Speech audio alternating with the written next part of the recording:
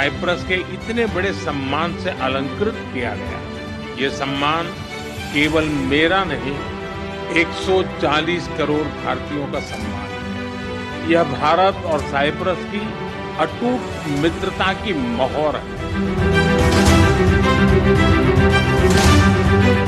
Cyprus के vision 2035 और विकसित भारत 2047 के विजन के कई पहलुओं में समानता है। इसलिए हम साथ मिलकर भविष्य को आकार देंगे। अपनी साझेदारी को स्ट्रैटेजिक दिशा देने के लिए हम अगले 5 वर्षों के लिए एक ठोस रोडमैप बनाएंगे। रक्षा और सहयोग को और मजबूती देने के लिए द्विपक्षीय डिफेंस कोऑपरेशन प्रोग्राम के तहत रक्षा उद्योग पर बल दिया जाएगा।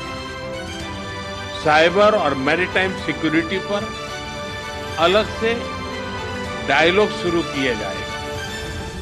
क्रॉस बॉर्डर टेररिज्म के विरुद्ध भारत की लड़ाई में साइप्रस के सतत समर्थन के लिए हम बहुत बहुत आभारी हैं।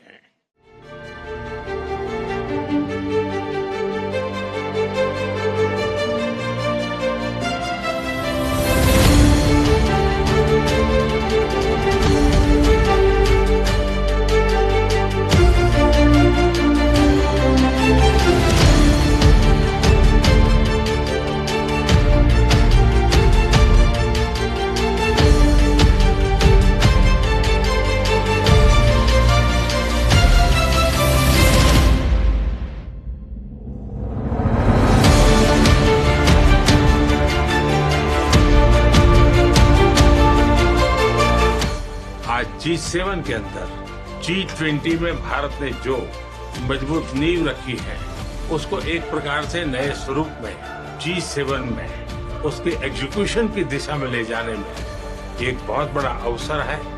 और भारत इस अवसर का उपयोग ग्लोबल गुड के लिए करने के लिए हमेशा इच्छुक रहा है, आगे भी इच्छुक रहेगा। भारत और कनाडा के संबंध अनेक प्रकार से बहुत ही महत्वपूर्ण है। कनाडा की अनेक कंपनियों का भारत में निवेश है। भारत के लोगों का भी कनाडा की धरती पर बहुत बड़ा निवेश है। लोकतांत्रिक मूल्यों को समर्पित कनाडा और भारत मिलकर के लोकतंत्र को मजबूत करना होगा, मानवता को मजबूत करना होगा।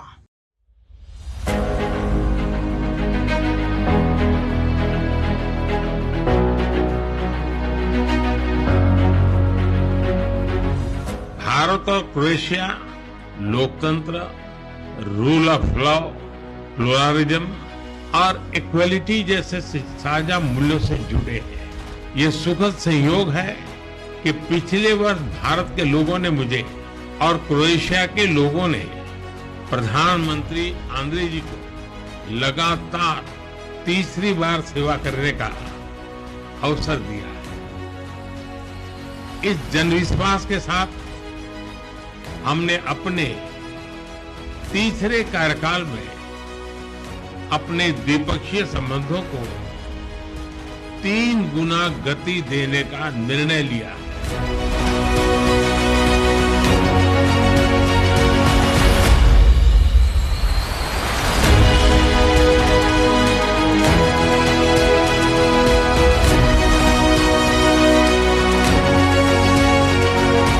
हमने द्विपक्षीय व्यापार को बढ़ाने और विश्वसनीय सप्लाई चेन तैयार करने के लिए कई क्षेत्रों में सहयोग बढ़ाने का निर्णय लिया है।